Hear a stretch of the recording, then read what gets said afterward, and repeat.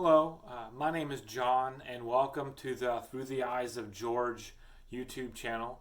Today, what we're going to be talking about is a follow-up from our last video on the 14th Amendment, and specifically about the lifestyle we talked about in the 14th Amendment and the 2015 Supreme Court case ruling about the definition of marriage. Now, we're also going to talk about what George Washington would think about that today and how that affects us today. So for some background about George Washington, because this is a George Washington YouTube channel, what would George Washington think about the homosexual lifestyle? What would George Washington think about same-sex marriage? Well, did you know, as I've stated in previous videos, did you know that George Washington had a general, or the drill master of the Continental Army, was presumed or rumored to be a homosexual or to be a gay man? In Paul Lockhart's book called The Drill Master of Valley Forge, right here on page 42, I'll read from that. It says, where is it? Frederick von Steuben had taken familiarities with young boys in his charge. This was a serious allegation. Now, this is just presumed to be. Page 46. Instead, the American knowingly covered for Steuben, hoping that Washington and Congress would simply forget the specifics of his past. Now, in this book here, there is a comment or a how do you say, there is a praise for, or a hey, this is a great book by another George Washington biographer. His name is Edward Lingle. Edward Lingle wrote these three George Washington biographies: First Entrepreneur, General George Washington, and Inventing George Washington. The reason why I bring that up about Edward Lingle is to give solidarity and credation, or to give meaning to this book here. That this book has meaning about Baron D. Steuben's life, that another George Washington biographer gave praise to this book, which is the foundation for the rest of this video. So, as previously stated, it was rumored that Baron D. Steuben was a homosexual or had a homosexual lifestyle or familiarity with young boys. Now, that sounds odd, whether that is pedophilia or whether that is just homosexuality. Nobody knows, and nobody can pontificate, and nobody can say otherwise. But that's what it was rumored. So, going forward, George Washington knew about these rumors. He didn't, put down or use slander or defame the character of Baron D. Steuben. I mean, we don't know if George Washington did or not, but I would guess or come to the conclusion that George Washington didn't do that, because George Washington gave Baron D. Steuben command to train the troops of the Continental Army to shoot well, to march well, to be hygienically clean and organized in camp, to just be in one mind and in one accord about how an army should be, how they should operate to win, to have victory. And whether this rumor of homosexuality of Baron D. Steuben was true or not, George Washington cared only about victory. Your lifestyle and the things you did outside of war, in this particular context, George Washington didn't care about.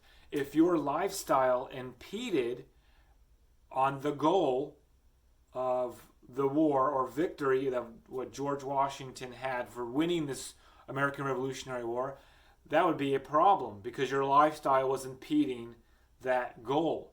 And just like in anything, if your lifestyle is impeding a goal or anything, and it's bringing down your goal, your dream, because your lifestyle is too much, in whatever that is, maybe we can think about changing our lifestyle just a teeny bit, whether that's a different diet, more or less exercise, different ways of communicating, or whatever it is, of our lifestyle to reach our goal.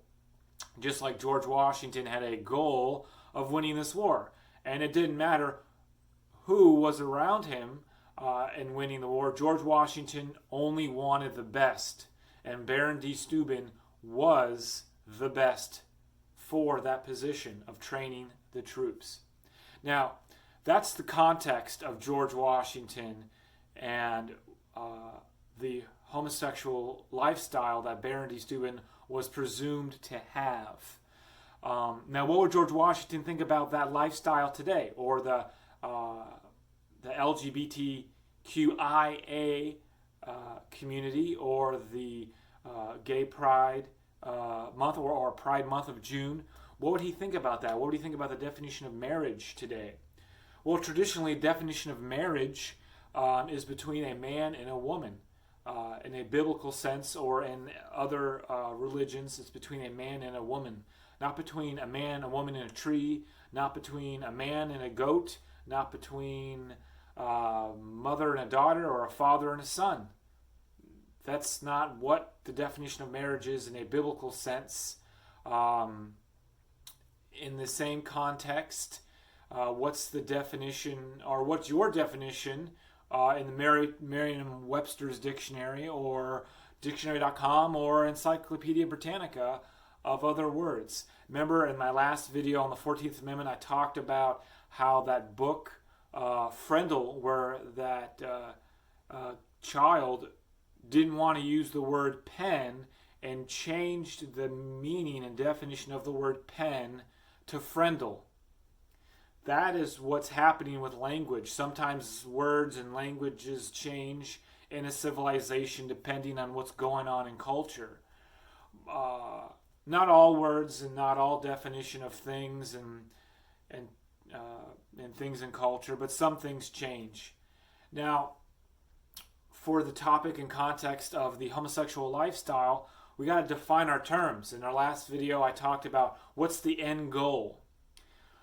Well, traditionally, like I've stated in this video and the last video, marriage is between a man and a woman, traditionally speaking.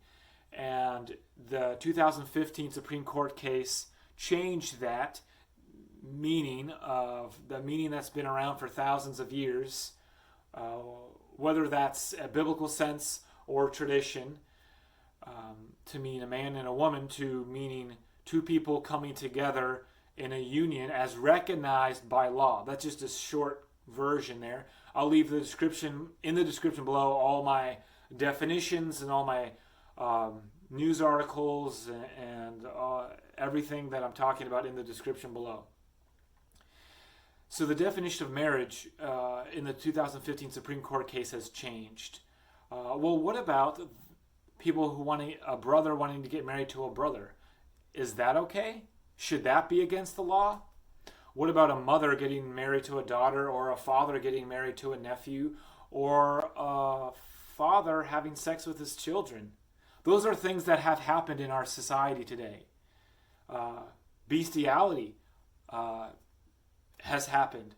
Is that, and should that, what if somebody wants to get married to an animal? There are people who have sex with nature.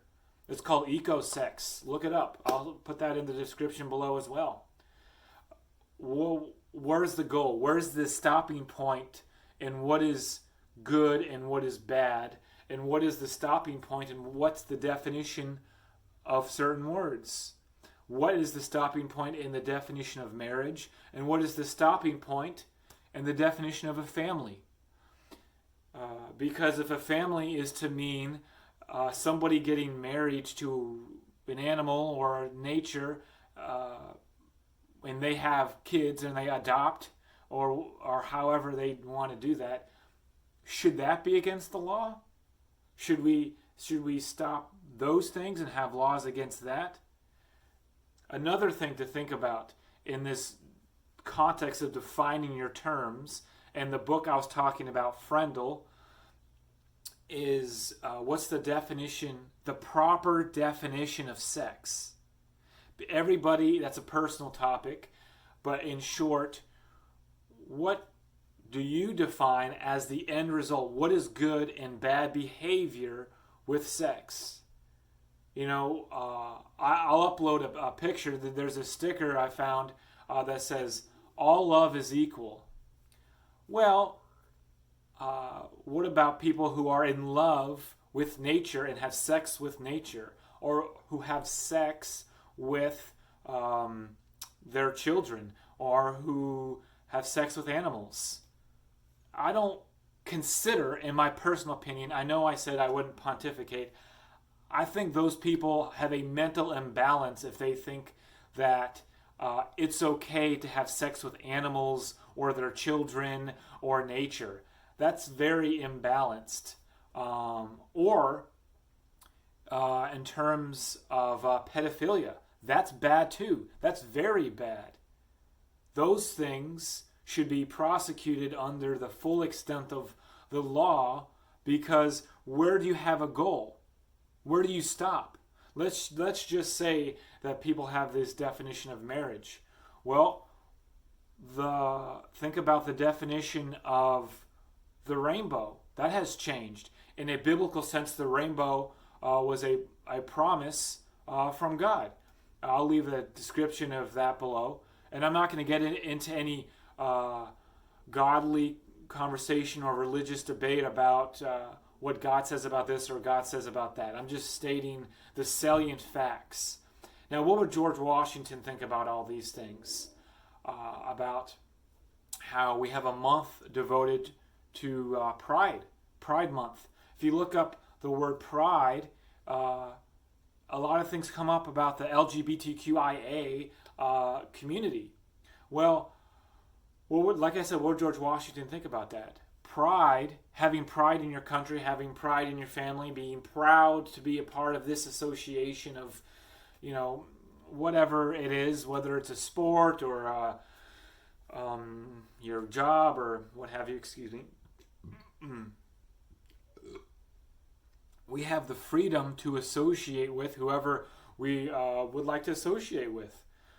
The federal government can't stop that, and those things that are defined in this video about what we can and cannot do, look up the 9th and the 10th Amendment. I've done other videos about the 9th and the 10th Amendments, and I wrote a book as well about these things as well. So we have to define our goals. We have to define our terms, because if we don't, it will be the eradication of our society. If all love is equal, love has no labels, okay, let's just say that's true. Where's the goal? Where's the stopping point?